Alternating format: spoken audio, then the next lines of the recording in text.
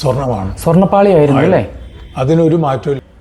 ഈ 30 കിലോ കൂടുതൽ സ്വർണം അന്ന് ശരിക്കും അത് ഉപയോഗിച്ച സ്ഥലമാണ്. അവിടെ അങ്ങനെ ഒരു സംഭവം, ചെമ്പെന്ന് പറയുന്ന സംഭവം അന്ന് ഇപ്പോഴത്തെ വിവാദങ്ങളിലൊന്നും നമുക്ക് പറയാൻ അറിയില്ലെങ്കിലും അന്ന് ആദ്യമായിട്ട് നട തുറക്കുന്ന ആ ദിവസം ഞാൻ കുറച്ച് ബലം പിടിച്ചു ശ്രീകോവിലിൻ്റെ കതക് തുറക്കാനായിട്ട്. അപ്പോൾ അന്നത്തെ കേശാന്തി എന്നോട് പറയുകയാണ്, സ്വർണ്ണപ്പാളിയാണ് തെറിച്ചു പോകണം, മേശാന്തി മുഴുവൻ ആരോഗ്യം എടുക്കരുത് എന്ന് പറഞ്ഞ ഒരു നല്ലൊരു ഓർമ്മയുണ്ട്. പിന്നെ ഈയിടെ ഒരു യൂട്യൂബിൽ വന്നു തന്ത്രി വാജിവാഹനം കൊണ്ടുപോയെന്ന്. അതിനെപ്പറ്റി ആലോചിച്ചാൽ തന്ത്രിയുടെ ഉപയുക്തം എന്ന് പറയുന്നതാണ് ഈ വാജിവാഹനം. ഈ ശബരിമല എന്ന് മാത്രമല്ല മറ്റുള്ള ക്ഷേത്രങ്ങളിലും ഇതിൻ്റെ പുറകിൽ കളിക്കുന്നവരും അവിടെ നിന്ന് അപകരിക്കുന്നവരും ഒക്കെ വേറെ ആൾക്കാരാണ്. പക്ഷെ അത് മാറ്റി തന്ത്രിയും മേശാന്തിയും ഒക്കെ ഇതിൽ പങ്കുണ്ടെന്ന് പറയാൻ വേണ്ടിയിട്ടാണ് ഇതുപോലെയുള്ള പ്രചരണങ്ങൾ.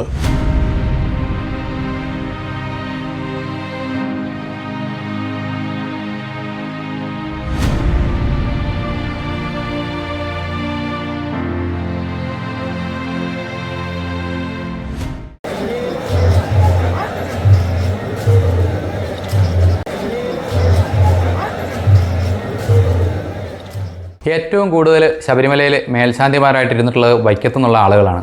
ഇതിനോടകം തന്നെ 8-9 ആളുകൾ മേൽശാന്തിമാരായിട്ട് ശബരിമലയിൽ സേവനം അനുഷ്ഠിച്ചു കഴിഞ്ഞു. കൂടാതെ 2-3 മാളയപ്പുറം മേൽശാന്തിമാരുണ്ട്.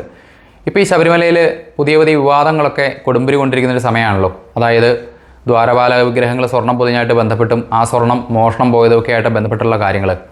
ഇപ്പോൾ ഈ ഒരു ദ്വാരപാല വിഗ്രഹങ്ങൾ സ്വർണം പൊതിഞ്ഞ ആ ഒരു കാര്യം നടക്കുന്നത് 97-98 കാലയളവുകളാണ്. അപ്പോൾ അതിൻ്റെ നിർമ്മാണമൊക്കെ കഴിഞ്ഞ് 98-99 കാലയളവുകൾ ശബരിമലയിൽ പുതിയ തങ്ക ശ്രീകോവിലിൽ മേൽശാന്തിയായിട്ട് സേവനം അനുഷ്ഠിക്കാൻ അവസരം ലഭിച്ച ഒരാളാണ് വൈക്കത്ത് മാരാമറ്റത്ത് മനയിലെ ശ്രീ നാരായണൻ നമ്പൂതിരി. അപ്പോൾ ഈ ഒരു വിവാദമൊക്കെ നടക്കുന്ന സമയമായതുകൊണ്ട് തന്നെ ഇതുമായിട്ട് ബന്ധപ്പെട്ട് അദ്ദേഹത്തോട് കുറച്ച് കാര്യങ്ങൾ ചോദിച്ചിരുന്നു. അപ്പോൾ അദ്ദേഹം ഇതുമായിട്ട് ബന്ധപ്പെട്ട് ഒരുപാട് കാര്യങ്ങളാണ് നമുക്ക് പറഞ്ഞു തന്നിരിക്കുന്നത്. പിന്നെ അതുകൂടാതെ അദ്ദേഹത്തിൻ്റെ ആ ഒരു കാലത്ത് ഒരുപാട് മാറ്റങ്ങളും ശബരിമലയിൽ വന്ന ഒരു കാലമായിരുന്നു. ആദ്യത്തെ പുറപ്പെടാശാന്തിയായിട്ടിരുന്ന അദ്ദേഹമാണ്. പിന്നെ അതുകൂടാതെ പണ്ട് കാലത്ത് ഈ മാസപൂജ കഴിഞ്ഞാലും മണ്ഡലകാലം കഴിഞ്ഞാലും ഒക്കെ മേൽശാന്തിമാർ തങ്ങുന്നത് പമ്പയിലായിരുന്നു. അപ്പോൾ ഇദ്ദേഹത്തിൻ്റെ കാലത്തോടു കൂടിയാണ് അത് പൂർണ്ണമായിട്ടും മേൽശാന്തിമാരുടെ താമസം സന്നിധാനത്തേക്കാക്കിയത്. അപ്പോൾ അദ്ദേഹത്തിനുണ്ടായ അനുഭവങ്ങളും ഇതുമായിട്ട് ഈ ഒരു വിഷയങ്ങളൊക്കെ ആയിട്ട് ബന്ധപ്പെട്ട് അദ്ദേഹത്തിന് അറിയാവുന്ന കാര്യങ്ങളൊക്കെയാണ് ഈ ഒരു വീഡിയോയിൽ ഉൾപ്പെടുത്തിയിരിക്കുന്നത്. അപ്പോൾ നമുക്ക് അദ്ദേഹത്തിൻ്റെ വാക്കുകളൊന്ന് കേൾക്കാം. ഏട്ടാ നമസ്കാരം. അപ്പം അങ്ങ് 98-99 കാലഘട്ടങ്ങളിലായിരുന്നല്ലോ ശബരിമല മേൽശാന്തി ആയിരുന്നത്. നമ്മുടെ വൈക്കത്ത് തന്നെ ഒരുപാട് മേൽശാന്തിമാരുണ്ടായിട്ടെങ്കിലും ഏട്ടൻ്റെ ആ ഒരു കാലയളവിൽ ഒരുപാട് മാറ്റങ്ങൾ ശബരിമലയിൽ ഉണ്ടായ ഒരു സമയം കൂടിയാണല്ലേ? തീർച്ചയായിട്ടും. ഇപ്പോൾ അക്കാലത്തെ എന്തെങ്കിലും കാര്യങ്ങളൊക്കെ ഓർക്കുന്നുണ്ടോ? തീർച്ചയായിട്ടും ഞാൻ തുടങ്ങാം. സ്വാമിയേ ശരണമയി. 1998-99 കാലയളവെങ്കിൽ മേൽശാന്തിയാകാനുള്ളൊരു ഭാഗ്യം സിദ്ധിച്ചു. അത് വൈക്കത്തപ്പൻ്റെയും ഉല്ലലക്കാവിലമ്മയുടെയും അനുഗ്രഹം കൊണ്ട് തന്നെയാണ്. 1998 നവംബർ 16 വൈകുന്നേരമാണ് ശബരിമലയ്ക്ക് നമ്മൾ ചെല്ലുക. 17 തീയതിയാണ് 1 തീയതി. ആ തലേ ദിവസം ചെല്ലുമ്പോൾ അവരോധന ചടങ്ങുകളൊക്കെ നടക്കുന്നു. തന്ത്രി അദ്ദേഹം നമ്മുടെ കൈപിടിച്ച് ശ്രീകോലത്ത് കയറ്റുമ്പോൾ ആ സമയത്തുണ്ടാവുന്ന ഒരു സന്തോഷമാണോ ഭക്തിയാണോ എന്താണെന്ന് പറയാൻ പറ്റില്ല. നമ്മൾ എവിടെയാണെന്ന് പോലും അറിയില്ല. അങ്ങനത്തെ ഒരു നിമിഷങ്ങളായിരുന്നു അത്. ആ മാസങ്ങളിൽ നമുക്ക് രാവിലെ 3 മണി മുതൽ വൈകുന്നേരം 12 മണി വരെ ഉറക്കമില്ലാതെയുള്ള പൂജാതി കാര്യങ്ങളും, ഉച്ചപൂജ കഴിയുമ്പോൾ കിട്ടുന്നത് 1 മണിക്കൂറൊക്കെയാണ്. ഭഗവാന്റെ അനുഗ്രഹം കൊണ്ട് എന്തായാലും ഒരു അസുഖം പോലും വരാതെ ആ മണ്ഡല മകരവിളക്കുകാലം ഭംഗിയായിട്ട് നടത്താൻ സാധിച്ചു. അതിക്ക് മുമ്പ് ഞങ്ങൾ ശബരിമലയ്ക്ക് അപേക്ഷിക്കുന്നതിന് മുമ്പ് ഞാനും എൻ്റെ ഒരു സുഹൃത്തായ എഴിക്കോടി ശശി നമ്പൂരിയും കൂടി ഒരു തീരുമാനം എടുത്തു. എന്തെങ്കിലും നമ്മൾ ശബരിമല മേൽശാന്തി ആവുകയാണെങ്കിൽ ആ 1 വർഷം സന്നിധാനത്ത് തന്നെ താമസിക്കണമെന്ന്. അതിക്ക് മുമ്പ് പുറപ്പെടാശാന്തിമാർ 2-3 പേര് പമ്പയിലായിരുന്നു. ഞാൻ എന്തായാലും അന്നത്തെ തന്ത്രി അദ്ദേഹത്തോട് ചോദിക്കുകയും മഹേശ്വരൻ തന്ത്രിയും മോഹനൻ തന്ത്രിയും എന്നോട് അനുവാദം തരികയും പ്രസിഡൻറ്റും അന്ന് സമ്മതിക്കുകയും ചെയ്തതുകൊണ്ട് എനിക്ക് അയ്യപ്പ സന്നിധിയിൽ ഈ ഒരു വർഷക്കാലം മുഴുവൻ താമസിക്കാൻ പറ്റി. ആറാട്ടിന് അയ്യപ്പൻ്റെ കൂടെ പമ്പയിൽ പോയതല്ലാതെ 18-ാം പടി താഴെ ഇറങ്ങൽ ഉണ്ടായിട്ടില്ല. തികച്ചും അന്ന് ഈ സൗകര്യങ്ങളൊന്നുമില്ല, വളരെ ശുഷ്കിച്ചമായ സൗകര്യങ്ങളുള്ളൂ. എന്നാലും അയ്യപ്പസ്വാമിയുടെ കൂടെയല്ലേ, ആ ഒരു തീരുമാനത്തിൽ ഞാൻ ആ ഒരു വർഷക്കാലം മുഴുവൻ ഭഗവാനെ സേവിക്കാനുള്ളൊരു അവസരം കിട്ടി. അന്ന് ഇപ്പോഴത്തെ വിവാദങ്ങളിലൊന്നും നമുക്ക് പറയാൻ അറിയില്ലെങ്കിലും അന്ന് ആദ്യമായിട്ട് നട തുറക്കുന്ന ആ ദിവസം ഞാൻ കുറച്ച് ബലം പിടിച്ചു ശ്രീകോവിലിൻ്റെ കതക് തുറക്കാനായിട്ട്. അപ്പോൾ അന്നത്തെ കേശാന്തി എന്നോട് പറയുകയാണ്, സ്വർണ്ണപ്പാളിയാണ് തെറിച്ചു പോകണം, മേശാന്തി മുഴുവൻ ആരോഗ്യം എടുക്കരുത് എന്ന് പറഞ്ഞ ഒരു നല്ലൊരു ഓർമ്മയുണ്ട്. അങ്ങനെ തങ്ക ശ്രീകോവിലിൽ ആദ്യമായിട്ട് പൂജ ചെയ്യാനുള്ളൊരു ഭാഗ്യം അതും എനിക്ക് തന്നെയായിരുന്നു. ഭഗവാനോട് അടുക്കും തോറും ഭഗവാൻ നമ്മളെ അനുഗ്രഹിക്കുമെന്നുള്ളതിൻ്റെ ഏറ്റവും വലിയൊരു ഉദാഹരണമാണ് ആ ഒരു വർഷത്തെ കാലത്തെ എൻ്റെ സന്നിധാനത്തുള്ള ജീവിതം. വളരെ ബുദ്ധിമുട്ടൊക്കെയാണ് കാര്യങ്ങളെല്ലാം. എന്നാലും അന്ന് ഭഗവാന്റെ അനുഗ്രഹം കൊണ്ട് ട്രാൻസ്പോർട്ട് കമ്മീഷനെ പരിചയപ്പെടുന്നു. വൈക്കത്ത് നിന്നൊരു ബസ് സർവീസ് തുടങ്ങുന്നു, വൈക്കം പമ്പ. അത് കാരണം അതിൽ അരിയും പച്ചക്കറിയൊക്കെ വരുന്നതുകൊണ്ട് പട്ടിണി പോലും വരേണ്ടി വന്നില്ല. ഇല്ലെങ്കിൽ ശബരിമലയിലെ സീസൺ കഴിഞ്ഞാൽ വളരെ ബുദ്ധിമുട്ടാണ്. ഈ 5 ദിവസത്തേക്ക് അവിടെ ആൾക്കാരെ പോലും കാണുള്ളൂ.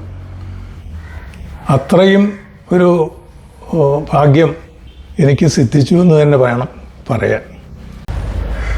ഏട്ടാ, ഇനി 1-2 കാര്യങ്ങൾ കൂടി, അപ്പോൾ പൊതുജനങ്ങൾക്ക് അറിയാൻ ആഗ്രഹമുള്ള ചില വിഷയങ്ങൾ കൂടിയാണ്. അപ്പോൾ ഏട്ടൻ 98-99 കാലഘട്ടങ്ങളിലായിരുന്നല്ലോ ഇപ്പോഴത്തെ ആ ഒരു പുതിയ സ്വർണ്ണപ്പാളി വിവാദമൊക്കെ ഉണ്ടായ ആ ഒരു ദ്വാരപാലക ശില്പങ്ങൾ സ്വർണം പൊതിയൊക്കെ ഉണ്ടായത് ആ ഒരു കാലത്താണല്ലോ. അപ്പോൾ അന്നത്തെ കാര്യങ്ങൾ എന്തെങ്കിലും ഏട്ടൻ ഓർക്കുന്നുണ്ടായിരുന്നു? ഏട്ടനന്ന് അവിടെ മേൽശാന്തി ആയിരുന്ന കാലമായിരുന്നു, സ്ഥാപിച്ച ആ ഒരു സമയത്തെ നടന്ന സംഭവങ്ങളെ പറ്റി എന്തെങ്കിലും ഓർമ്മയിലുണ്ടോ? 98 ഞാൻ ചെല്ലുമ്പോഴേക്കും തങ്ക ശ്രീകോല് ആയിക്കഴിഞ്ഞു. താഴികക്കുടം, ശ്രീകോല്, ഈ കതക്, ദ്വാരപാളിക ഇതെല്ലാം സ്വർണത്താൽ ആണ് അന്ന് പണിയെല്ലാം കഴിഞ്ഞിരിക്കുന്നു. അങ്ങനെയാണ് ആദ്യമായിട്ട് തങ്ക ശ്രീകോലിൽ പൂജ കഴിക്കാനുള്ളൊരു ഭാഗ്യം കിട്ടുന്നത്. ആ സമയത്ത് 1-2 മാസം കഴിഞ്ഞപ്പോൾ ശ്രീകോലിനകത്ത് ഒരു ചോർച്ച അനുഭവപ്പെട്ടു. അപ്പോൾ അത് എവിടുന്നാന്ന് നോക്കിയപ്പോൾ മുകളിൽ നിന്നാണ് വെള്ളം. ഉടനെ ഈ വിവരം അന്നത്തെ തന്ത്രി അദ്ദേഹത്തിൻ്റെ അടുത്ത് പറയുകയും അദ്ദേഹം ദേവസ്വം ബോർഡിനെ അറിയിപ്പിക്കുകയും അവർ വന്ന് അതിനുള്ള ഏർപ്പാടുകൾ ചെയ്തു. അതിൽ വന്ന ആളാണ് സെന്തിൽനാഥ് എന്ന് പറയുന്ന ഒരാൾ. അദ്ദേഹം വന്ന്, അപ്പോൾ അദ്ദേഹം എൻ്റെ അടുത്ത് വന്ന് പറഞ്ഞു, ഇങ്ങനെയാണല്ലോ തിരുമേനി, എങ്ങനെയാണ് നടക്കുക എന്ന് ചോദിച്ചപ്പോൾ ഇവിടെ ഒന്ന് പ്രാർത്ഥിച്ചോളൂ, കൃത്യമായിട്ട് ഹോള് കണ്ടുപിടിച്ച് ചെയ്യാൻ പറ്റുമെന്ന് പറഞ്ഞു. അദ്ദേഹം അവിടെ നിന്ന് പ്രാർത്ഥിക്കുന്നു. അതുപോലെ തന്നെ ഒരു ദിവസം കൊണ്ട് ഹോള് കണ്ടുപിടിച്ചു, അതടയ്ക്കാൻ സാധിച്ചു. അദ്ദേഹം ഭയങ്കര ഭക്തനാണ് ആ കാര്യത്തിൽ. അതായത് ഭഗവാനോട് അടുത്ത് നിന്ന പുള്ളി, ഞാനിപ്പോഴും ഓർക്കുന്നുണ്ട്, എൻ്റെ അയ്യപ്പ അതൊന്ന് കാണിച്ചു തരേണ്ടത്. കാരണം ശ്രീകോലിൽ എവിടെയാണ് ഹോളെന്ന് കണ്ടുപിടിക്കാൻ വലിയ പാടാണ്. പക്ഷെ കൃത്യമായിട്ട് അദ്ദേഹത്തിനകത്ത് കയറാൻ പറ്റില്ല. ഞാൻ ആ സ്ഥലം നിന്ന് പറഞ്ഞു ഇവിടെ നിന്നാണ് വീഴുന്നത്, അത് അദ്ദേഹം കണ്ടുപിടിച്ചു. അതിൻ്റെ കുറ്റങ്ങളെല്ലാം തീർത്തു. പിറ്റേ ദിവസം ചിങ്ങമാസമായി, പിറ്റേ മാസമായപ്പോൾ കലശം വേണമെന്ന് പറഞ്ഞു. അങ്ങനെ അന്നത്തെ തന്ത്രിയുടെ നിർദ്ദേശപ്രകാരം ഒരു കുംഭാഭിഷേകമൊക്കെ നടത്തി. അതിന് ജഡ്ജിമാരൊക്കെ ഉണ്ടായിരുന്നു. അതൊരു വലിയൊരു അനുഭവമാണ്. ശബരിമല ശ്രീകോല് ചോരുക എന്ന് പറഞ്ഞാൽ പിന്നെ ലോകത്ത് എവിടെയാണ് ചോരാൻ പറ്റാത്തത്. അപ്പോൾ അത് ഏതായാലും ആ കാലത്ത് കൃത്യമായി. പിന്നെ ഇപ്പോൾ നമ്മളുടെ വിവാദങ്ങൾ, ഒരു മേൽശാന്തിക്കോ ഒരു തന്ത്രിക്കോ അവിടെ സ്വർണമാണോ വച്ചിരിക്കണേ വെള്ളിയാണോ വച്ചിരിക്കണേന്ന് അറിയില്ല. ആ പടി ചവിട്ടി കയറുന്നു, അകത്ത് പോയി പൂജ കഴിക്കുന്നു. അതല്ലാതെ അവർക്കത് സ്വർണം പാളി വച്ചോ സ്വർണം പൂശിയതാണോ ചെമ്പാണോ ഒന്നും അവരുടെ അറിവിൽ അറിയില്ല. പിന്നെ ഭഗവാന്റെ തീരുമാനമാണോ എന്നറിയില്ല. ഏതൊരു പൂണൂലിട്ട ഒരാളാണ് ഇതിനൊക്കെ കാരണം ഉണ്ടാക്കിയെന്ന് പറയുന്നു. അതുകൊണ്ട് ലോകത്തുള്ള എല്ലാ പൂണൂലിട്ടവരും മോശക്കാരായിട്ട് കാണാൻ പാടുണ്ടോ? എത്രയോ നല്ല ആൾക്കാരുണ്ട്. ഒരാളങ്ങനെ ആയിപ്പോയി, ഇല്ലയെന്ന് പറയുന്നില്ല. അതാണ് ഒന്നാമത്തെ ഈ തന്ത്രിയൻ മേൽശാന്തിയൻ കുറ്റം പറയാനുള്ള ഒരു വേദി. അവർ ചെയ്യുന്ന കാര്യങ്ങൾ കൃത്യമായിട്ട് അയ്യപ്പനോടുള്ള അനുഗ്രഹം തന്നെയാണ്. പിന്നെ ഈയിടെ ഒരു യൂട്യൂബിൽ വന്നു തന്ത്രി വാജിവാഹനം കൊണ്ടുപോയെന്ന്. അതിനെപ്പറ്റി ആലോചിച്ചാൽ തന്ത്രിയുടെ ഉപയുക്തം എന്ന് പറയുന്നതാണ് ഈ വാജിവാഹനം. അതായത് കൊടിമരത്തിൻ്റെ മുകളിൽ വയ്ക്കുന്ന ഏത് ക്ഷേത്രത്തിലെയും അത് തന്ത്രിയുടെ ഒരു ഉപയുക്തമാണ്. ഉടുക്കുന്ന വസ്ത്രങ്ങൾ, അതുപോലെ തന്നെ അവിടെ കലശത്തിന് വയ്ക്കുന്ന പീഠം പിരിക്കുന്ന അരി, നെല്ല്, ഇതൊക്കെ ഉപയുക്തങ്ങളാണ്. അതെല്ലാം തിരിച്ചു കൊടുക്കുന്ന എന്ന് പറഞ്ഞാൽ അതാരെങ്കിലും കൊടുക്കാറുണ്ടോ? പിന്നെ തന്ത്രിയോട് വ്യക്തിപരമായിട്ട് വൈരാഗ്യമുള്ളവർ പറയും തന്ത്രി അത് അടിച്ചു മാറ്റിയതല്ല. ഒരിക്കലും ഒരു തന്ത്രിയും അടിച്ചു മാറ്റില്ല. അവരുടെ തലമുറകൾ അനുഭവിക്കാനുള്ളതാണ്. ഇദ്ദേഹത്തിൻ്റെ മുത്തശ്ശൻ, ഇപ്പോൾ ഉള്ള തന്ത്രിയുടെ മുത്തശ്ശന്മാരാണ്ട് ആദ്യത്തെ. അപ്പോൾ അവർ അങ്ങനെ മോശം കാര്യങ്ങളാണ് ചെയ്തതെന്നുണ്ടെങ്കിൽ ഈ തലമുറ ഉണ്ടാവുമോ? ഇന്ന് അയ്യപ്പസ്വാമിയുടെ അനുഗ്രഹം കൊണ്ട് ഇപ്പോൾ 2 കുടുംബത്തിലും തലമുറകളുണ്ട്. അവർ പഠിച്ച് ചെയ്യുന്നു. വെറുതെ വിവാദങ്ങളിലേക്ക് അവരെ അഴിച്ചുവിടരുത്. അതായത് ഒരു പുനഃപ്രതിഷ്ഠ കഴിയുന്ന സമയത്ത് ക്ഷേത്രത്തിനുള്ളിലെ വിഗ്രഹങ്ങളുടെ കാര്യമല്ല പറയണേ. ഇപ്പോൾ അതായത് പുതിയൊരു നവീകരണമൊക്കെ കഴിഞ്ഞ് പുതിയൊരു ദ്വയപ്രതിഷ്ഠ നടക്കുന്ന കാലത്ത് അതിന് മുകളിൽ വയ്ക്കുന്ന പഴയ കാലത്തെ ആ ഭഗവാന്റെ ആ ഒരു വാഹനം, അത് ശരിക്കും ഏട്ടൻ പറഞ്ഞതുപോലെ തന്ത്രിക്ക് ഉപയുക്തമായിട്ട് അത് വിൽക്കാനോ മറ്റൊന്നുമല്ല, തന്ത്രിക്ക് അത് ഇല്ലത്ത് സൂക്ഷിക്കാനുള്ള അവകാശമുള്ള ഒരാളാണ്. തീർച്ചയായിട്ടും തന്ത്രിയുടെ ഇഷ്ടത്തിന് ചെയ്യാം. അത് ഇല്ലത്ത് സൂക്ഷിക്കാം, അദ്ദേഹത്തിന് അത് വേറെ എന്തെങ്കിലും ആക്കാം. അതെല്ലാം തന്ത്രിക്ക് അവകാശപ്പെട്ടതാണ്. ഉപയുക്തം എന്നാണ് അതിൻ്റെ വാക്ക് തന്നെ. അതിപ്പോൾ ഉടുത്ത വസ്ത്രം തിരിച്ചു കൊടുക്കണമെന്ന് പറഞ്ഞാൽ, പീഠം പിരിച്ച പട്ട്, നെല്ല് ഒക്കെ തിരിച്ചു കൊടുക്കണമെന്ന് പറഞ്ഞാൽ തന്ത്രിക്ക് അവകാശമുള്ള ഉപയുക്തമായിട്ടുള്ള സാധനങ്ങൾ തന്ത്രിക്ക് കൊണ്ടുപോകാം. അതൊരിക്കലും ഒരു തെറ്റല്ല. ഇത് കുറേ കുബുദ്ധികൾ ഈ മേശാന്തിയും തന്ത്രിയും മോശമാണ്, അവർ നല്ലവരല്ല എന്ന് പറയാൻ വേണ്ടി മാത്രം പ്രചരിപ്പിക്കുന്ന ഒരിതാണ്. ഭക്തജനങ്ങളോട് വലിയൊരു അഭ്യർത്ഥനയാണ്, ഇതിൻ്റെ യഥാർത്ഥ വസ്തുക്കൾ നിങ്ങൾ അറിഞ്ഞിട്ടേ മേശാന്തിമാരോടും തന്ത്രിമാരോടൊക്കെ പെരുമാറാവും. ഇത്തരം വിവാദങ്ങൾ ഉണ്ടാകുന്നത് തന്നെ ഹൈന്ദവരുടെ ഇടയിൽ ഒരു ഭിന്നാഭിപ്രായം ഉണ്ടാക്കുന്നതിനും ആ ഒരു പഴയകാല ആചാര്യന്മാരോട് ആ ഒരു വെറുപ്പുണ്ടാക്കുന്നതിനും വേണ്ടിയിട്ടാണ് ഇങ്ങനെയുള്ള പല പല വിവാദങ്ങളും ഉണ്ടാക്കുന്നതെന്ന് തോന്നുന്നു. തീർച്ചയായിട്ടും. അതായത് ഈ ശബരിമല എന്ന് മാത്രമല്ല, മറ്റുള്ള ക്ഷേത്രങ്ങളിലും ഇതിൻ്റെ പുറകിൽ കളിക്കുന്നവരും അവിടെ നിന്ന് അപകരിക്കുന്നവരും ഒക്കെ വേറെ ആൾക്കാരാണ്. പക്ഷെ അത് മാറ്റി തന്ത്രിയും മേശാന്തിയും ഒക്കെ ഇതിൽ പങ്കുണ്ടെന്ന് പറയാൻ വേണ്ടിയിട്ടാണ് ഇതുപോലെയുള്ള പ്രചരണങ്ങൾ. അത് നമ്മുടെ ഹൈന്ദവ സമുദായത്തിൽ മാത്രമേ നടക്കുകയുള്ളൂ. മറ്റു ഒരു സമുദായത്തിലും തൊട്ട് കളിക്കാൻ പറ്റില്ല. അത് പാടില്ല എന്നാണ് എൻ്റെ അഭിപ്രായം. ശബരിമലയിലെ ഇപ്പോഴത്തെ ഈ ദ്വാരപാല വിഗ്രഹങ്ങളുമായിട്ട് ബന്ധപ്പെട്ടുള്ള പ്രശ്നങ്ങൾക്ക് പുറമേ തന്ത്രിയായിട്ട് ബന്ധപ്പെട്ട ചില പ്രശ്നങ്ങൾ പറഞ്ഞു കേൾക്കുന്നുണ്ടല്ലോ. അതായത് പഴയ കൊടിമരം മാറ്റി പുതിയ കൊടിമരം സ്ഥാപിച്ച സമയത്ത് പഴയ കൊടിമരത്തിന് മുകളിൽ പ്രതിഷ്ഠിച്ചിരുന്ന ജീവോദ്വാസന കഴിഞ്ഞ ആ വാജിവാഹനം തന്ത്രി എടുത്തുകൊണ്ടുപോയി, അതല്ല മോഷ്ടിച്ചു കൊണ്ടുപോയതാണ്, അങ്ങനെയൊക്കെയുള്ള ചില കാര്യങ്ങൾ. അതൊരിക്കലും മോഷണം എന്ന് പറയാൻ പറ്റില്ല. അത് തന്ത്രിയുടെ അവകാശം ഉപയുക്തത്തിൽപ്പെടുന്ന ഒരു കാര്യം തന്നെയാണ്. ആ ഒരു വിഗ്രഹം സൂക്ഷിക്കാൻ ഏറ്റവും അർഹനായ വ്യക്തിയും തന്ത്രി തന്നെയാണ്. പക്ഷേ അതിന് ചില ചടങ്ങുകളൊക്കെ ഉണ്ട്. അദ്ദേഹത്തിന് അത് താല്പര്യമുണ്ട്, അദ്ദേഹത്തിന് അത് കൊണ്ടുപോകണമെന്നുണ്ടായിരുന്നെങ്കിൽ അത് വ്യക്തമായി മഹസർ തയ്യാറാക്കി ഉദ്യോഗസ്ഥരുടെ സാന്നിധ്യത്തിൽ സാക്ഷ്യപ്പെടുത്തിയൊക്കെ വേണ്ടിയിരുന്നു അത് കൊണ്ടുപോകാൻ. ഇനി അതല്ല, ഒരുപാട് മൂല്യമുള്ള ഒരു വസ്തുവായിരുന്നെങ്കിൽ അത് തിരിച്ച് ദേവസ്വത്തെ ഏൽപ്പിച്ച് ക്ഷേത്രത്തിലേക്ക് വേണ്ട എന്തെങ്കിലും സാധനങ്ങൾ, എന്തെങ്കിലും വിളക്കുകളോ പൂജാപാത്രങ്ങളോ ഒക്കെ ഉണ്ടാക്കുന്നതിന് വേണ്ടിയിട്ട് അത് ദേവസ്വത്തിലേക്ക് തന്നെ തിരിച്ചു കൊടുക്കാമായിരുന്നു, ഒരു ചെറിയ ദക്ഷിണ ഉപയുക്തമായി സ്വീകരിച്ചുകൊണ്ട്. ഇവിടെ അദ്ദേഹം അതൊന്നും ചെയ്തിട്ടില്ല. പിന്നെ എങ്കിലും അദ്ദേഹത്തെ ഒരു മോഷ്ടാവ് എന്ന് ചിത്രീകരിക്കാൻ പറ്റില്ല. കാരണം അത് അദ്ദേഹത്തിൻ്റെ അവകാശമാണ്. അത് കുറച്ചുകൂടി ഒന്ന് വിശദമാക്കാം. ഇപ്പം ഞാൻ ഈ പൂജാകാര്യങ്ങൾക്ക് പോകുന്ന ആളായതുകൊണ്ടും ഇതുപോലുള്ള ചടങ്ങുകളിൽ ചില സമയത്ത് സംബന്ധിക്കാനുള്ള അവസരം ഉണ്ടായിട്ടുള്ളതുകൊണ്ടും പിന്നെ ഈ ഒരു വിഷയത്തിൽ നമ്മുടെ ഗുരുക്കന്മാരോടും കുറച്ച് തന്ത്രിമാരോടൊക്കെ അഭിപ്രായങ്ങൾ ചോദിച്ചതിൻ്റെ അടിസ്ഥാനത്തിലാണ് ഇനിയുള്ള കാര്യങ്ങൾ പറയാൻ പോകുന്നത്. അപ്പോൾ അവരെ കൂടി ഈ വീഡിയോയിലേക്ക് കൊണ്ടുവരാതിരുന്നത് ഈ ഒരു പ്രശ്നങ്ങളിലേക്ക് അവരെ കൂടി വലിച്ചഴക്കേണ്ടല്ലോ എന്ന് വിചാരിച്ചാണ്. അപ്പോൾ അതായത് ഒരു ക്ഷേത്രത്തിലെ നവീകരണ കലശം അതുപോലുള്ള ചടങ്ങുകളൊക്കെ നടക്കുന്ന സമയത്ത് തന്ത്രിമാർക്കും പരികർമ്മമാർക്കൊക്കെ തട്ടുകൊടുക്കുന്നതിനുള്ള പുതിയ വസ്ത്രങ്ങളും തോർത്തുകളും അതുപോലെ പത്മയിട്ട് പീഠം വിരിക്കാനുള്ള നെല്ലുവരി അങ്ങനെയുള്ള വസ്തുക്കളൊക്കെ കൊടുക്കുക പതിവാണ്. ഈ പൂജയ്ക്ക് ശേഷം ഈ മിച്ചം വരുന്ന ഈ വസ്തുക്കളൊക്കെ തന്ത്രിമാർ ഇല്ലത്തേക്ക് കൊണ്ടുപോയും പതിവാണ്. അപ്പോൾ അതായത് മിച്ചമുള്ള വസ്തുക്കൾ എന്ന് പറഞ്ഞു കഴിഞ്ഞാൽ അവിടെ ഉപയോഗിച്ച വിളക്കുകൾ, പൂജാപാത്രങ്ങൾ അങ്ങനെയുള്ള വിലപിടിപ്പുള്ള സാധനങ്ങളല്ല, ഈ നെല്ലുവരി വസ്ത്രങ്ങൾ അതുപോലുള്ള ചില സാധനങ്ങൾ. മിക്കവാറും സമയങ്ങളിൽ ഇതെല്ലാം കഴിയുമ്പോൾ അവിടെയുള്ള സാധുക്കൾക്കും മറ്റുള്ളവർക്കുമായിട്ട് ഇതിൽ 90% വിതരണം ചെയ്ത് ബാക്കിയുള്ള സാധനങ്ങൾ കൊണ്ടുപോവുകയാണ് ചെയ്യാറുള്ളത്. അപ്പോൾ ഈ ഒരു വിഷയം പറഞ്ഞതുപോലെ തന്നെയാണ് ഈ പുതിയൊരു കൊടിമരം സ്ഥാപിക്കുന്ന സമയത്ത് പഴയ കൊടിമരത്തിലെ ആ ഒരു ജീവോദ്വാസന കഴിഞ്ഞ ആ ഒരു വാഹനം തന്ത്രിയുടെ ഉപയോഗത്തിൽ പെട്ടത് തന്നെയാണ്. അത് സൂക്ഷിക്കാൻ ഏറ്റവും അർഹനായ വ്യക്തിയും തന്ത്രിയാണ്. പക്ഷേ അദ്ദേഹത്തിന് അത് ഒരിക്കലും കൈമാറ്റം ചെയ്യാനോ അതല്ലെങ്കിൽ വിൽക്കാനോ ഒന്നും സാധ്യമല്ല. അത് അദ്ദേഹത്തിന് അത് ഉരുക്കി എന്തെങ്കിലും വസ്തുക്കൾ ഉണ്ടാക്കുകയോ അല്ലെങ്കിൽ ഇല്ലത്ത് സൂക്ഷിക്കുകയോ അങ്ങനെ എന്തെങ്കിലുമൊക്കെ ചെയ്യാം.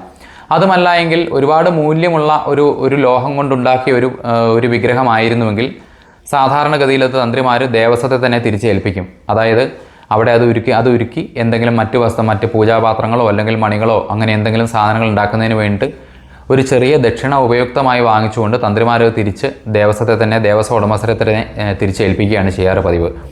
അപ്പോൾ ഇത് 1-2 സ്ഥലങ്ങളിൽ അതിന് ഉദാഹരണം കൂടി പറയാം. തിരുവല്ല ക്ഷേത്രത്തിൽ ഇതുപോലെ പുതിയ കൊടിമരം സ്ഥാപിച്ച ആ ഒരു സമയത്ത് പഴയ കൊടിമരത്തിൽ സ്ഥാപിച്ചിരുന്ന ആ ഒരു വാഹനം അവിടുത്തെ തന്ത്രി അത് ദേവസ്വം ബോർഡ് ഉദ്യോഗസ്ഥരെ തന്നെ ഒരു ചെറിയ ദക്ഷിണ ഉപയുക്തമായി സ്വീകരിച്ചുകൊണ്ട് തിരിച്ചേൽപ്പിക്കുകയാണ് ഉണ്ടായത്. അപ്പോൾ ഇവിടെ അദ്ദേഹത്തിന് അത് ഒരു പരിധിവരെ അദ്ദേഹത്തിന് അത് ചെയ്യാമായിരുന്നു. പ്രത്യേകിച്ചും ശബരിമല പോലൊരു ക്ഷേത്രമായതുകൊണ്ട് തന്നെ ഈ ഒരു പ്രശ്നത്തെ സംബന്ധിച്ച് വിവാദങ്ങൾ കൂടുതൽ ഉണ്ടാവുമെന്ന് അദ്ദേഹം ഒന്ന് മുൻകൂട്ടി കാണേണ്ടിയിരുന്നു. അത് അദ്ദേഹം ചെയ്തിട്ടില്ല. പിന്നെ അതും പോരാഞ്ഞ് ആദ്യം പറഞ്ഞതുപോലെ ഒരു രേഖാമൂലം അഗസ്ത്ര തയ്യാറാക്കുകയോ ഒന്നും ചെയ്തിട്ടില്ല. പക്ഷേ മറ്റൊരു കാര്യം പറയാനുണ്ട്. പ്രസിഡന്റ് മറ്റൊരു കാര്യം കൂടി പറഞ്ഞു. അപ്പോൾ അതായത് അത് എനിക്ക് അവകാശപ്പെട്ടതാണ് എന്ന് തന്ത്രി അവരോട് പറഞ്ഞതിന് ശേഷമാണ് കൊണ്ടുപോയത് എന്ന് പറയുന്നുണ്ട്. അങ്ങനെ പറഞ്ഞിട്ടാണ് കൊണ്ടുപോയതെങ്കിൽ അതിനെ ഒരിക്കലും മോഷണമെന്ന് ന്യായീകരിക്കാൻ പറ്റില്ല. പക്ഷേ ഈ ഒരു നിയമത്തിന് നൂലാമാല ഉള്ളതുകൊണ്ട് എപ്പോഴും ഇവരെ ദേവസ്വം ആവശ്യപ്പെട്ടാലും ആ ഒരു സാധനം ആ ഒരു വിഗ്രഹം തിരിച്ചു കൊടുക്കാൻ തന്ത്രി ബാധ്യസ്ഥനുമാണ്. പക്ഷേ അത് കൊണ്ടുപോയതിൻ്റെ പേരിൽ അദ്ദേഹത്തെ മോഷ്ടാവ് എന്നൊരിക്കലും കുറ്റപ്പെടുത്താൻ പറ്റില്ല. അത് നമ്മളുടെ ധാർമ്മികതയ്ക്ക് നിരക്കുന്ന ഒരു കാര്യവുമില്ല. അപ്പോൾ അതുപോലെ തന്നെ ഈ പഴയ കൊടിമരത്തിന് എന്തെങ്കിലും കേടുപാടുകൾ സംഭവിച്ച് അതിനെ മാറ്റുന്ന സമയത്ത് അതിനും ചില പ്രത്യേക ചടങ്ങുകളൊക്കെ ഉണ്ട്. അതിനാദ്യമായിട്ട് ദേവൻ്റെ അനുജ്ഞ വാങ്ങി ഈ പഴയ കൊടിമരത്തിലെ ചൈതന്യം ഉദ്ദേശിച്ച് ജീവകലശത്തിലാക്കി ദേവങ്കിൽ ലയിപ്പിക്കുകയും അതിനുശേഷം ഈ കൊടിമരത്തിൻ്റെ കൊടിമരം നിർമ്മിച്ചിരിക്കുന്ന തടി കൊണ്ടാണെങ്കിൽ ആ തടി മനുഷ്യരുടെ സംസ്കാരത്തിന് തുല്യമായ ചടങ്ങുകളോടുകൂടി തെക്ക് ഭാഗത്ത് പ്രത്യേകം തന്ത്രിയുടെ കാർമ്മികത്തിൽ സംസ്കരിക്കുകയൊക്കെ വേണം. പിന്നെ അതുകൂടാതെ ശില കൊണ്ടുണ്ടാക്കിയിരിക്കുന്നതാണെന്നുണ്ടെങ്കിൽ അതിനെ ജലത്തിൽ നിമജ്ജനം ചെയ്യണം.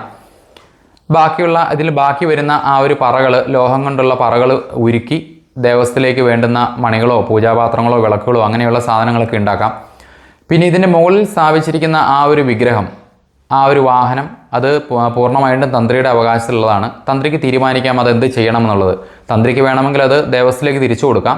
തന്ത്രിമാരുമായിട്ട് ബന്ധിച്ച് മറ്റെന്തെങ്കിലും പ്രശ്നങ്ങൾ അവിടെ നടക്കുന്നുണ്ടാവാം. അതൊന്നും നമ്മളെ ബാധിക്കുന്ന പ്രശ്നമല്ല.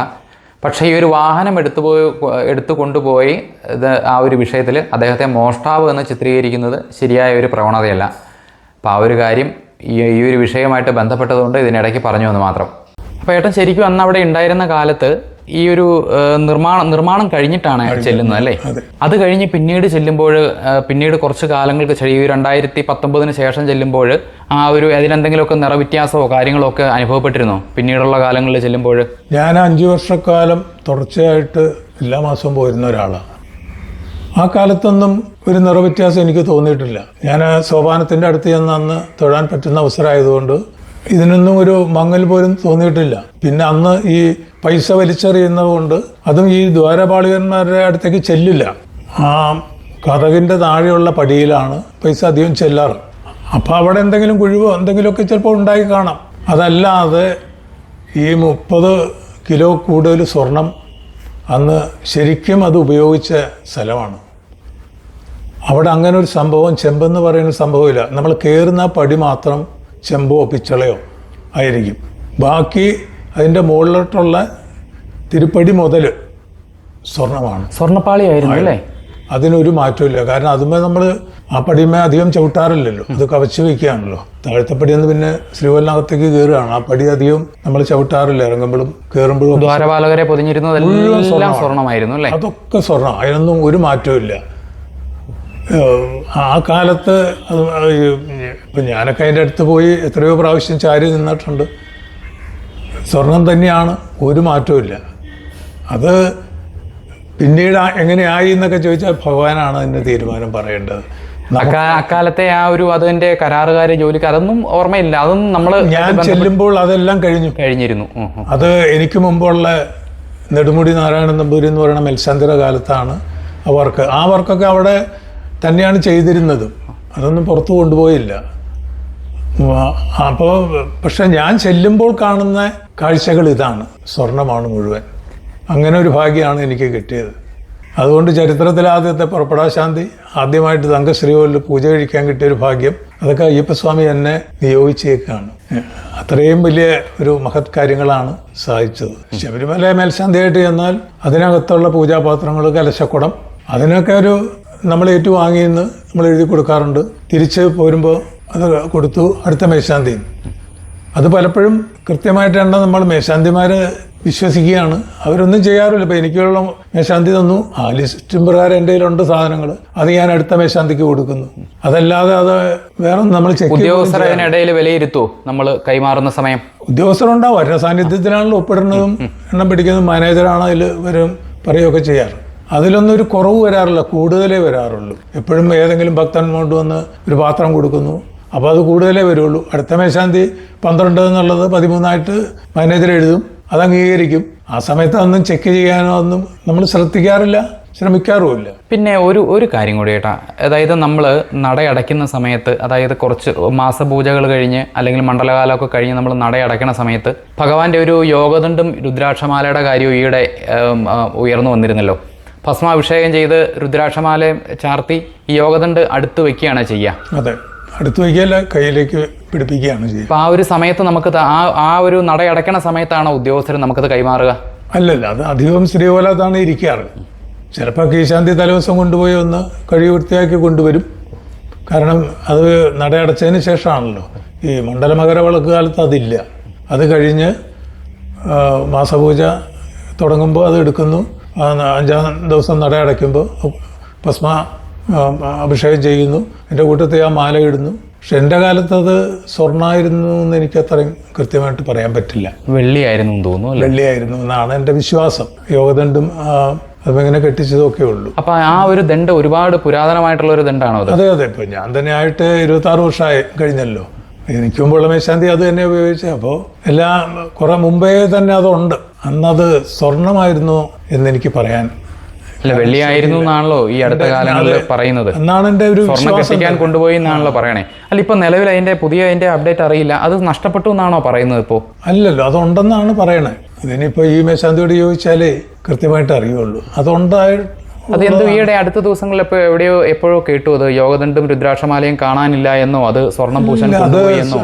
സ്വർണം പൂശാനായിട്ട് ആരോ വാങ്ങി എന്നൊക്കെയാണല്ലോ TV ന്യൂസുകൾ പറയണത്. നമുക്കതിന് അതുണ്ട്, പോയിട്ടില്ല. അതിപ്പോൾ ഈ നട തുറക്കുമ്പോഴേക്കും വേണം, മകരവിളക്ക് കഴിയുമ്പോഴേക്കും അത് വയ്ക്കാറുണ്ട്. പിന്നെ ഭഗവാനോട് നമ്മൾ അടുക്കുന്തോറും അദ്ദേഹത്തിൻ്റെ അനുഗ്രഹം കിട്ടുമെന്നുള്ളതിന് 2-3 ഉദാഹരണങ്ങൾ എനിക്ക് പറയാൻ സാധിക്കും. ഒരു വിഷു ആയപ്പോൾ ഇല്ലത്തുനിന്ന് അച്ഛൻ പറഞ്ഞു, അമ്മാവൻ തീരെ സുഖമില്ല, ഡോക്ടർമാർ പറഞ്ഞു അറിയിപ്പിക്കാനുള്ളവരെ അറിയിപ്പിച്ചുകൊള്ളുന്നു. അന്ന് അച്ഛൻ വിളിച്ചു പറയുകയും ഞാൻ അയ്യപ്പൻ്റെ സന്നിധിയിലിരിക്കുന്നു, ഒന്നും വരില്ല എന്ന് പറഞ്ഞു. അതനുസരിച്ച് ആ മേടമാസം എനിക്ക് ഭംഗിയായിട്ട് നടത്താൻ സാധിച്ചു. അമ്മാവൻ എൻ്റെ ഇതിന് അനുഗ്രഹിക്കാൻ വേണ്ടിയിട്ട് തന്നെ പറഞ്ഞു, മേൽശാന്തി അവിടെ ഉണ്ട്, ഞാനിപ്പോൾ പോകില്ല എന്ന് ഡോക്ടറോട് പറയുകയും അതുപോലെ തന്നെ സംഭവിക്കുകയും ചെയ്തു. എല്ലാം തീർന്ന് കർക്കിടകവും കഴിഞ്ഞിട്ടാണ് അമ്മാവൻ സ്വർഗത്തിലേക്ക് പോകാൻ ഇടയായത്.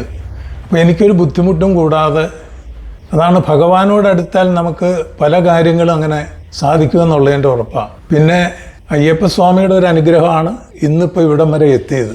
ഇവിടെ കാണുന്നതെല്ലാം അയ്യപ്പൻ്റെ തന്നെയാണ്, വേറെ ഒരു മാറ്റവും ഇല്ല. ആ അനുഗ്രഹം, മക്കളൊക്കെ നല്ല നിലയിൽ പഠിച്ചു, അവരുടെ വിവാഹങ്ങളെല്ലാം കഴിഞ്ഞു, അതെല്ലാം ഭഗവാന്റെ അനുഗ്രഹം തന്നെയാണ്. അതിന് ഒരു മാറ്റവും ഇല്ല. ഇന്ന് തലമുറയോട് എനിക്ക് പറയാനുള്ളത്, കാണിക്കാൻ വേണ്ടി പോകരുത് ശബരിമലയിൽ. നമ്മൾ മലയ്ക്ക് പോകണം എന്ന് തീരുമാനിച്ചാൽ അതിൻ്റെ രീതിയിൽ കുറച്ച് വ്രതങ്ങളൊക്കെ വേണം. അതൊക്കെ ഓരോരുത്തരുടെ സൗകര്യം പോലെയാണ്. മാലയിട്ടാൽ പിന്നെ നമ്മൾ അയ്യപ്പൻ്റെ അടുത്ത് എത്തി എന്നുള്ളതാണ്. അതുമാതിരി വേണം അയ്യപ്പനെ സേവിക്കാൻ പോകാൻ. പ്രാർത്ഥന അതാണ് ഏറ്റവും വലിയ ഒരു മരുന്നായിട്ട് തന്നെയാണ്. അയ്യപ്പസ്വാമിയെ ഒരു നോക്കല് ഒരു നിമിഷം കാണാനേ നമുക്ക് സാധിക്കുകയുള്ളെങ്കിലും പമ്പ കഴിഞ്ഞാൽ പിന്നെ നമ്മൾ അയ്യപ്പനെ കാണുകയാണ്. ലോകത്ത് ഒരു സ്ഥലത്തും ഇല്ല ഈശ്വരന്മാർ നമ്മളാവുന്നത്. അതാണല്ലോ തത്വമസി തന്നെ. പമ്പ കഴിഞ്ഞാൽ പിന്നെ നമ്മൾ അയ്യപ്പസ്വാമിയായി. നമ്മൾ എത്രയും വലിയ ആളാണെങ്കിലും ചെറിയ ആളാണെങ്കിലും സ്വാമി എന്നാണ് എല്ലാവരും വിളിക്കുന്നത്. അവിടെ ചെന്ന് എന്താ പറയുക, സ്വാമിയേ ശരണമയ്യപ്പ. അപ്പോൾ നമ്മുടെ ഉള്ളിലുള്ള ഭഗവാൻ അങ്ങോട്ട് എടുക്കുന്നു, ഭഗവാൻ അനുഗ്രഹം തരുന്നു. അതുപോലെ ആയിരിക്കണം ശബരിമല തീർത്ഥാടനം. അപ്പോൾ ഏട്ടൻ മേശാന്തി ആകാൻ പോകുന്ന ആ ഒരു സമയത്ത് അതിനു മുമ്പ് ആ ഒരു സമയത്ത് വളരെയധികം ബുദ്ധിമുട്ടുള്ള ഒരു ഘട്ടങ്ങളിലൂടെയാണ് ഏട്ടൻ കടന്നു പോയിക്കൊണ്ടിരുന്നതെന്ന് കേട്ടിട്ടുണ്ട്. വളരെ ശരിയാണ്. ഞാൻ സാമ്പത്തികമായിട്ടൊക്കെ വളരെ ബുദ്ധിമുട്ടി നിൽക്കുന്ന ഒരു സമയമുണ്ടായിരുന്നു. 92 കാലഘട്ടത്തിൽ മുരുങ്ങൂർ വിഷ്ണു നമ്പൂതിരിയുടെ കൂടെയാണ് ആദ്യമായിട്ട് കീശാന്തിയായിട്ട് അദ്ദേഹത്തെ ശബരിമലയ്ക്ക് ചെല്ലുന്നത്. അന്ന് അദ്ദേഹം എന്നോട് പറഞ്ഞു, വലതുകാല് വെച്ച് കയറിക്കോളൂ, ഒരു മേൽശാന്തി ആകാനുള്ള ഭാഗ്യമുള്ള ആളാണെന്ന് പറഞ്ഞു. പക്ഷെ അതെൻ്റെ മനസ്സിൽ ഭയങ്കരമായിട്ട് കയറുകയാണ്. അതായത് എങ്ങനെയെങ്കിലും ഇത് മേശാന്തി ആകുക എന്നുള്ളത് പിന്നത്തെ വർഷം മുതൽ അപേക്ഷിക്കാൻ. അപ്പോൾ എനിക്ക് പ്രായമായി, 35 വയസ്സ് കഴിഞ്ഞു. ഞാൻ അപേക്ഷിച്ചു. ആ വർഷം സെലക്ഷൻ കിട്ടിയില്ല. പക്ഷേ അപ്പോൾ എനിക്കൊരു പ്രൊമോഷൻ കിട്ടി. തന്ത്രിയുടെ അസിസ്റ്റൻ്റായിട്ട് ഒരു 2 വർഷക്കാലം അവിടെ നിൽക്കാൻ സാധിച്ചു. ആ കാലത്ത് തന്ത്രിയുടെ കൂടെ നിൽക്കുമ്പോൾ തന്നെ ഞാൻ പറഞ്ഞു, എനിക്കൊന്ന് മേശാന്തി ആവാൻ ആഗ്രഹമുണ്ട്, അപ്പോൾ അപേക്ഷിച്ചോളൂ എന്ന് പറഞ്ഞു. അന്ന് മരിച്ചുപോയ മഹേശ്വരൻ തന്ത്രി എന്നോട് പറഞ്ഞു, 5 വർഷത്തിനകം മേശാന്തി ആവും. എന്തായാലും അദ്ദേഹം പറഞ്ഞ വാക്കുകളൊക്കെ വളരെ കറക്റ്റായിട്ട് വന്നു. അതിൽ മോഹനൻ തന്ത്രി ഇവിടെ വന്ന് എന്നോട് പറഞ്ഞു, ഇത്തവണ അപേക്ഷിച്ചു മേശാന്തിയാകാൻ വരാമറ്റാകും എന്ന് പറയുന്നു. ആ വർഷം ഞാൻ മേൽശാന്തി ആകണം എന്നൊരാഗ്രഹത്തോടു കൂടി കുറേയധികം പ്രാർത്ഥനകളൊക്കെ നടത്തിയിരുന്നപ്പോൾ മള്ളിയൂർ ചെന്നപ്പോൾ അദ്ദേഹം എന്നോട് പറഞ്ഞു, ഗണപതിവം നടത്തിക്കോളൂ എന്ന് പറഞ്ഞു. എന്തായാലും തിരിച്ചിവിടെ വന്ന് അന്ന് കണക്ക് വേണ്ട, ഗണപതിവം നടത്തിക്കോളൂ എന്ന് പറഞ്ഞു. അങ്ങനെ അന്നു മുതൽ ഞാൻ എൻ്റെ ഇല്ലത്ത് ഗണപതിവം നടത്താൻ തുടങ്ങി, മുടങ്ങാതെ. പനി വന്നെങ്കിൽ പോലും ഞാൻ കുളിച്ച് ആ ചിട്ടകൾ നടത്തിയിരുന്നു. കാരണം ആഗ്രഹമാണ്, സബലീകരിക്കണമല്ലോ. അപ്പം അദ്ദേഹം പറഞ്ഞു, തീർച്ചയായിട്ടും ആകുമെന്ന് പറഞ്ഞു. അങ്ങനെ ആ വർഷം വന്നു, അപേക്ഷിക്കാൻ പോയി. അപേക്ഷിച്ചു. ഇൻ്റർവ്യൂവിന് പോകുന്ന സമയമായി. ഇൻ്റർവ്യൂവിന് ചെന്നു. വൈക്കത്തുനിന്ന് തന്നെ ഞങ്ങൾ 3 പേര് അന്ന് സെലക്ഷൻ കിട്ടി. അങ്ങനെ ആ വർഷം നറുക്കെടുപ്പിൽ ഞാനാണ് മേൽശാന്തി ആവുന്നത്. 2 ദിവസം കഴിഞ്ഞപ്പോൾ ആലപ്പുഴയ്ക്കൊന്ന് പോകേണ്ടി വന്നു. പ്രസിഡൻറ്റിനെ കാണണമല്ലോ. അതിന് അവിടെ ചെന്നപ്പോൾ എൻ്റെ കൂടെ സെലക്ഷൻ ലിസ്റ്റിലുണ്ടായിരുന്ന തോണ്ടംകുളങ്ങര പരമേശ്വരൻ നമ്പൂതിരി ഉണ്ടായിരുന്നു.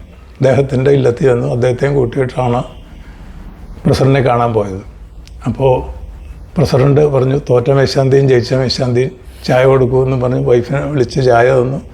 അവിടെ നിന്ന് തിരിച്ചു വന്നപ്പോൾ അദ്ദേഹത്തിൻ്റെ ഇല്ലത്തൊരു സ്വീകരണം. ആ സ്വീകരണത്തിൽ ഓരോ മേശാന്തിമാരായിരുന്ന ആൾക്കാർ സംസാരിച്ചു. അദ്ദേഹം പറഞ്ഞു. അത് കഴിഞ്ഞ് പരമേശ്വരൻ നമ്പൂതിരി തന്നെ സംസാരിച്ചു. ഞാൻ ഇത്തവണ എനിക്കാവുമെന്ന് വിചാരിച്ചു. എന്തായാലും മാരാമറ്റത്തിനായല്ലോ, സന്തോഷമാണ്, അയ്യപ്പനെ അനുഗ്രഹിക്കും എന്നെയും വിചാരിക്കാം എന്ന് പറഞ്ഞു. അവസാനം ഞാൻ പറഞ്ഞപ്പോൾ, ഞാൻ ശരിക്കും പറഞ്ഞാൽ അയ്യപ്പസ്വാമി ആദ്യം എടുത്തത് എന്നെയാണ്. അപ്പോൾ അയ്യപ്പസ്വാമി എനിക്ക് ആദ്യം തന്നിട്ട് രണ്ടാമത് അങ്ങേക്ക് തരാം എന്നാണ് തീരുമാനിച്ചത്. എൻ്റെ കൈകൊണ്ട് താക്കോല് തരാൻ ഭാഗ്യം ഉണ്ടാവട്ടെ എന്ന് പറയലും അവിടെ അടുത്തുള്ള ക്ഷേത്രത്തിലെ ഉച്ചപൂജയുടെ വഴിപാട് നടക്കുകയും ചെയ്തു. എന്തായാലും അതുപോലെ തന്നെ സാധിച്ചു. എനിക്ക് രണ്ടാമത് അദ്ദേഹത്തിന് തന്നെ എൻ്റെ ടേൺ കഴിഞ്ഞ് പരമേശ്വരൻ നമ്പൂരിക്ക് താക്കോല് കൊടുക്കാനുള്ള ഒരു ഭാഗ്യമുണ്ടായി. അതൊക്കെ അയ്യപ്പസ്വാമിയുടെ നിയോഗമാണത്. നമ്മൾ എത്രത്തോളം അയ്യപ്പനോട് അടുക്കുന്നു അത്രയും ഭഗവാൻ അനുഗ്രഹിക്കും. ശരി. പേട്ടന് അവസാനമായിട്ട് ഭക്തജനങ്ങളോട് എന്താണ് പറയാനുള്ളത്? അയ്യപ്പസ്വാമിയെ അറിഞ്ഞ് പ്രാർത്ഥിക്കണം. അത് ഫലേച്ഛ കൂടാതെ നമ്മൾ പ്രാർത്ഥിച്ചാൽ ഭഗവാൻ നമ്മളെ അനുഗ്രഹിക്കും. മേശാന്തിയായിട്ട് വേണമെന്നില്ല, ഏതാണോ നമ്മുടെ മനസ്സിലാഗ്രഹം അത് സാധിക്കും, ഉറപ്പാണ്. അത് അനുഭവങ്ങളുടെ വെളിച്ചത്തിലാണ്. സ്വാമിയേ ശരണം. അയ്യപ്പ.